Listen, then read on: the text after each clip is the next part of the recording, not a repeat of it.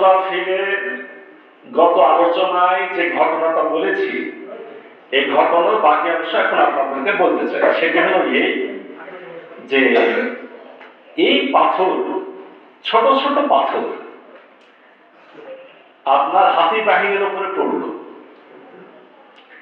হাতি বাহিনীর উপরে পড়ল, আর আব্রাহা ৬০,০০০ সৈন্য নিয়ে ৬০,০০০ সৈন্য নিয়ে ধ্বংস হয়ে গেল। এর কারণটা কি ছিল?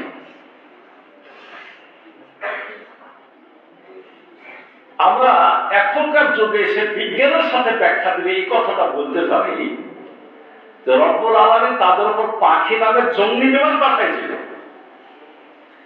আর পাথর তো নয়, ওটা ছিল অ্যাটম বোমা।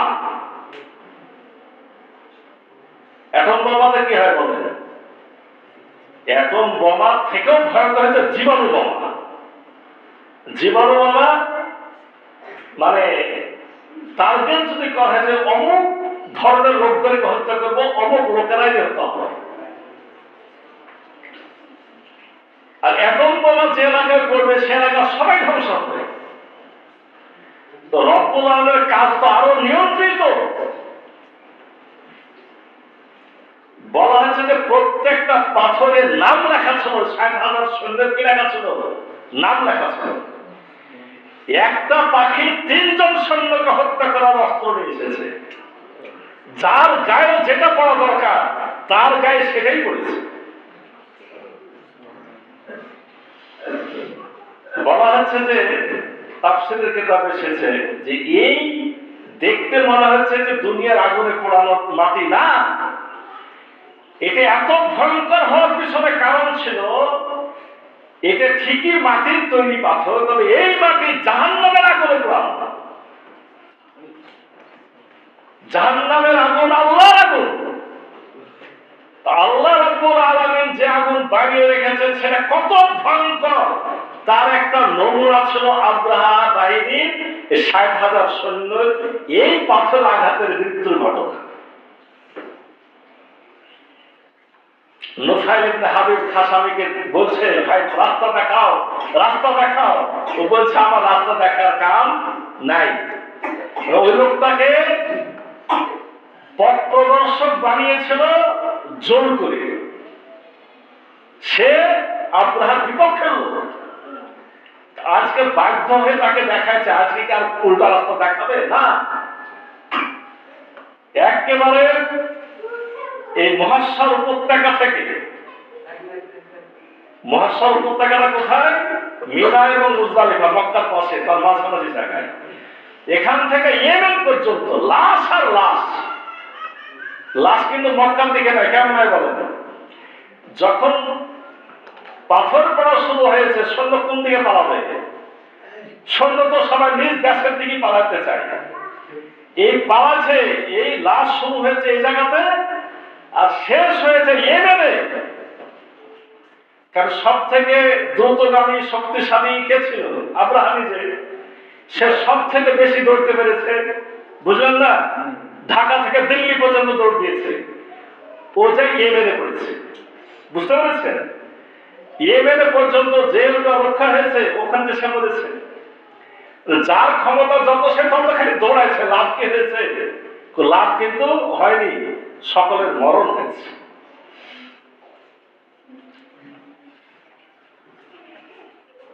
এই যে ইয়েমেন পর্যন্ত দৌড়ায় পালায় গেল, যখন আব্রাহা বাহিনীর পতনের খবর পেল, ইয়েমেনের লোকজন, ইয়েমেনকে তো ওরা জোর করে দখল করেছিল, ঠিক না? ঠিক। ওরা তো অ্যাকচুয়ালি এসেছিল কোথা থেকে বলেন? আবিসিনিয়া থেকে। আব্রাহার বাড়ি কোথায়? আবিসিনিয়া। যখন দেখছে যে বাদশা নিজেই মরেছে, তখন ওই দেশের অন্যান্য গোত্র উপগোত্র গুলা কি করলো বলেন? তারা বিদ্রোহ শুরু করে দিল। দেশে আব্রাহার লোকদের আর কোনো ক্ষমতা থাকলো না। এই সুযোগে এই আব্রাহা মূল মানে তার তখনকার খোদা, সেটা হলো রোম সম্রাট, ওর ক্ষমতাতে লাফালাফি করতো আর কি। আর রোমের শত্রু কে ছিল? পারস্য। এই পারস্য বাহিনী মাত্র 1000 সৈন্য পাঠাইছিল যে যাও কিছু করা যায় কিনা। 1000 সৈন্য যে গোটা দেশ দখল করে নিয়েছে। একটু আগেও 60,000 সৈন্য নিয়ে নাচানাচি করেছে, কিন্তু দেখা গেল যে মাত্র 1000 পারস্য বাহিনী যে ইয়েমেনটাকে দখল করে নিল। একেবারে আব্রাহা বাহিনী কি হলো? টোটাল পরাজয় ঘটে গেল। এই মৃত্যুর পরে একটা ছোট্ট কথা খালি বলে শেষ করি। সবাই তো লুকায় আছে। কোথায়? কুরাইশেরা কোথায় লুকায় আছে? পাহাড়ের গুহায় গুহায় লুকিয়ে আছে না? আব্দুল মুত্তালিব খোঁজ নিতে পেরে গেল কি ঘটছে, কিছু তারা জানে না। দূর থেকে তাকায় দেখে সব শুয়ে আছে। ই ভাবছে যে বোধহয় ঘুমাচ্ছে। আর একজনকে সাথে নিল, মানে এই নির্দেশ না দিলে কিন্তু কেউ বের হবে না, বুঝতে পেরেছে? আর একজনকে সাথে নিল, নিয়ে দেখতে গেল, চলো যায়। কেন? আব্দুল মুত্তালিব জানে যে আমাকে আক্রমণ করবে না, কারণ তখনও সম্মান দিয়েছে। যে দেখছে যে সব প্যাক ফুলে ফুলে মরে পড়ে আছে, তখন এই দুইজন মিলে দুটা গর্ত করল। গর্ত করে ওদের যতটুকু পারল অস্ত্র বল্লম যা যা ছিল তখন ঢাল তলোয়ার কাঠের গলায় মালা সোনা দানা এগুলো করে আসত। দুইজন মিলে দুইটা গর্তকে ভর্তি করল। করার পর সবকে বলে তোমরা বের হয়ে আসো। সবাই বের হয়ে আসলো। তখন বললো যে তোমার যা যা মন যেগুলো আমরা জোগাড় করেছি যতটুকু মন যায় না। কেউ অল্প স্বল্প নিল, বাকি সমস্ত সম্পদ এই দুইজনে হলো। এই হলো মোটামুটি আব্রাহা বাহিনী ধ্বংসের ঘটনা।